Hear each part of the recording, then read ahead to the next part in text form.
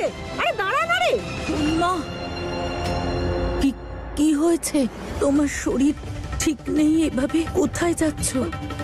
মা মা হাসপাতালে নেই, জানি না কোথায়। আগে শান্ত হও, নয়তো আরো শরীর খারাপ হয়ে যাবে।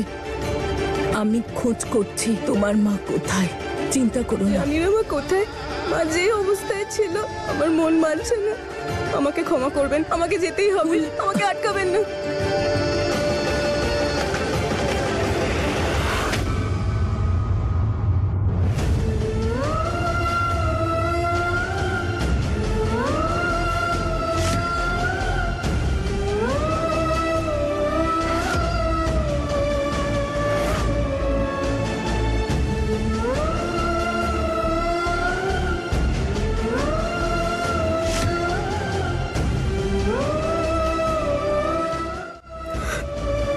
মা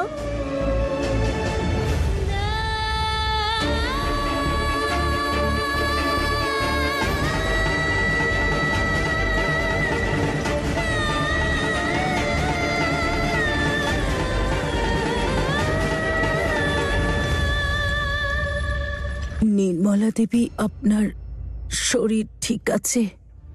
ঠিক আছে আমি। মা তুমি ঠিক আছো তো? তোমার শরীরটা? ফুল, তুই আমার চিন্তা করিস না, আমি ঠিক আছি। সত্যি বলছো? হ্যাঁ। শোভন, এনাকে এই অবস্থায় এখানে কেন নিয়ে এলি? ওনার তো হসপিটালে থাকা উচিত ছিল। ডাক্তারের সঙ্গে কথা বলেই নিয়ে এসেছি। আর আমার মনে হলো, যেমনটা ছোট মা বললেন, যদি উনি বাড়িতেই থাকেন তাহলে ভালো করে কেয়ার নিতে পারবো আমরা। ভালো হয়েছে তুমি আমার কথাটা শুনেছো বাবা।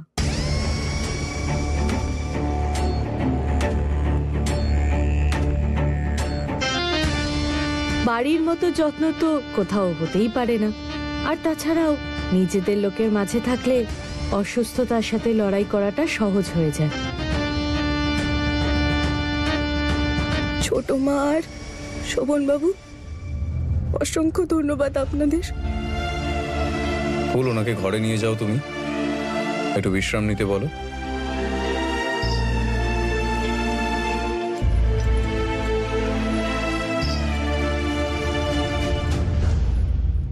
হঠাৎ করে আমার উপরেই ঝড়টা আসছে।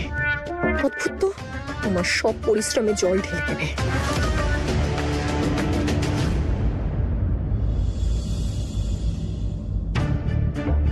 স্মল গিন্নিমা, এনাকে বাড়িতে আসার কথা কেন বললেন আপনি? আমার তো মনে হয় যে ফুল বৌমার জন্য আপনি একটু বেশি ওয়ারিং হচ্ছেন।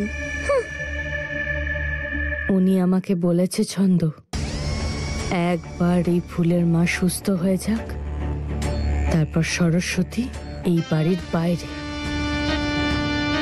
আর এই সব কিছু আমার হয়ে যাবে। আমি আর দেরি করতে চাই না। আর তার জন্য যদি আমায় এই বুড়িকে সহ্য করতে হয়, তাহলে সেটাও আমি করে নেব। একে শুধু তাড়াতাড়ি সুস্থ করে তুলতে হবে। একবারও ঠিক হয়ে গেলে উনি নিজের কথা রাখবেন বলেছেন। আর তারপর এই বড় বাড়ির বড় আর একা মালকিন আমি হব। বারে বা, উপরওয়ালার কি খেলা! যা বললেন না আপনি। আপনি মানে বিগ বুদ্ধিওয়ালা মানুষেরা কিছু, আমি বলতে চাইছিলাম কি যে বুদ্ধি আপনাদের মাথায়। ছন্দ, দেখতে থাক। এই সব কিছু তাড়াতাড়ি করার জন্য আর একটাই দান দেওয়া বাকি।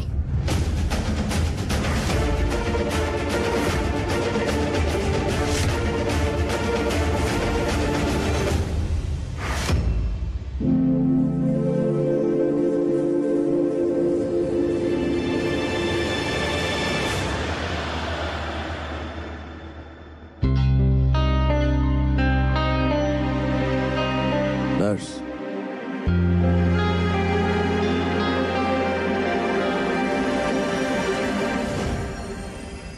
মা ফুল, জামাই বাবা জীবন, আমাকে এবার যেতে হবে।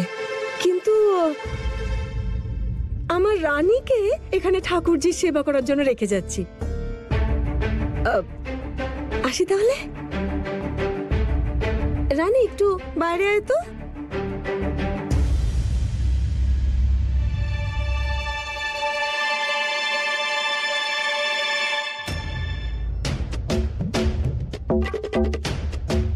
একদম সঠিক সময়, এটা হাতছাড়া হতে দিবি না। তুই না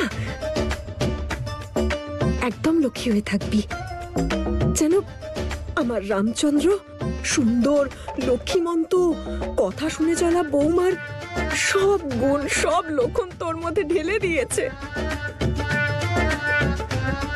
আর সব থেকে জরুরি কথা, ওই যে ছোট বউটা আছে ওটাকে হাতের কবজায় কর, তবেই তো উনি নিজের ছোট ছেলের সাথে তোর বিয়েটা দেবে দাঁড়িয়ে থেকে।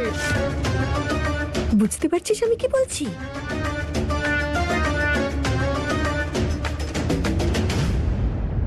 ভালোভাবে থাকিস। অদ্ভুত কথা, মা একজন বিবাহিত ছেলের সঙ্গে আমার বিয়ে কেন দিতে চায়? হয়তো মা মনে করছে জামাইবাবুর সঙ্গে ফুল দিদি ভালো আছে,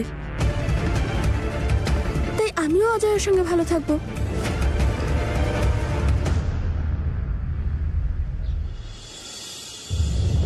বড় বাড়ির ঠান্ডা ঘর থেকে বেরিয়ে রাস্তার গরমে পড়ছি। ইস, আমিও যদি ওখানে থাকতে পারতাম না।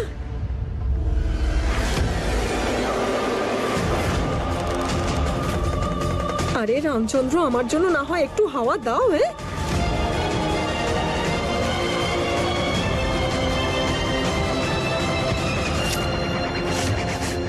ধাক্কা মেরে দিয়ে চলে যাচ্ছে, চোখে দেখতে পাও না? হ্যাঁ, এত জোরে ধাক্কা মারলো আমি পুরো নড়ে গেলাম একেবারে।